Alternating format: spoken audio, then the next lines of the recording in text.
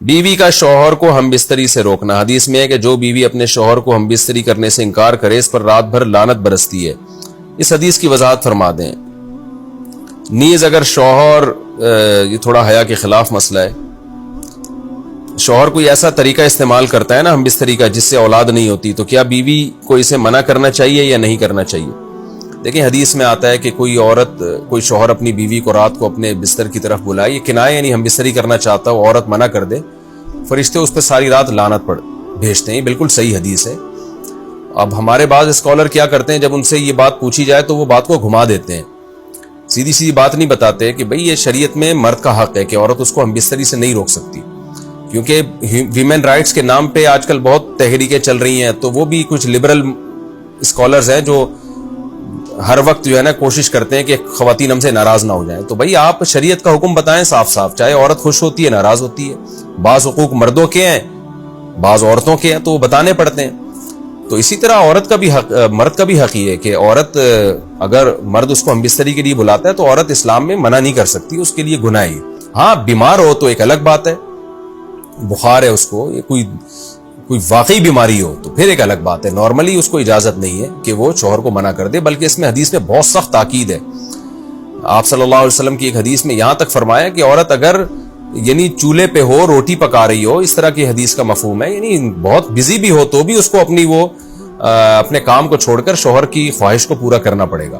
اور یہ نیچر کے بھی مطابق ہے، کیونکہ مرد میں جب یہ سیکس کی خواہش پیدا ہوتی ہے اور اس کو کچلا جائے تو مرد بہت زیادہ ڈسٹرب ہوتا ہے. خواتین اس میں اپنے آپ کو مردوں جیسا سمجھتی ہیں، وہ سمجھتی ہیں ہمارا اس میں وہی حق ہے جو مرد کا حق ہے. بھائی اللہ نے دونوں کی ڈیزائرز میں زمین آسمان کا فرق رکھا ہے، تو مرد کو بہت زیادہ نقصان ہوتا ہے اس سے، وہ بہت زیادہ مینٹلی ڈسٹرب ہوتا ہے اس سے، کیونکہ اللہ نے یہ ڈیزائرز عورت کی نسبت مرد میں بہت زیادہ رکھی ہیں، تھوڑی زیادہ نہیں بہت زیادہ رکھی ہے.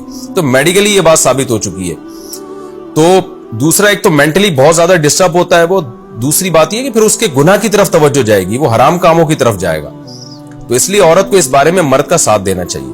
یہاں فوراً بعض خواتین یہ سوال پوچھتی ہیں کہ اچھا اگر عورت کے دل میں خواہش ہو اور مرد وہ خواہش پوری نہ کرے تو کیا مرد پہ بھی لعنت ہوتی ہے؟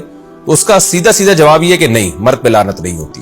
اس کی وجہ یہ ہے، دو اور دو چار کی طرح میں صاف بات کروں گا.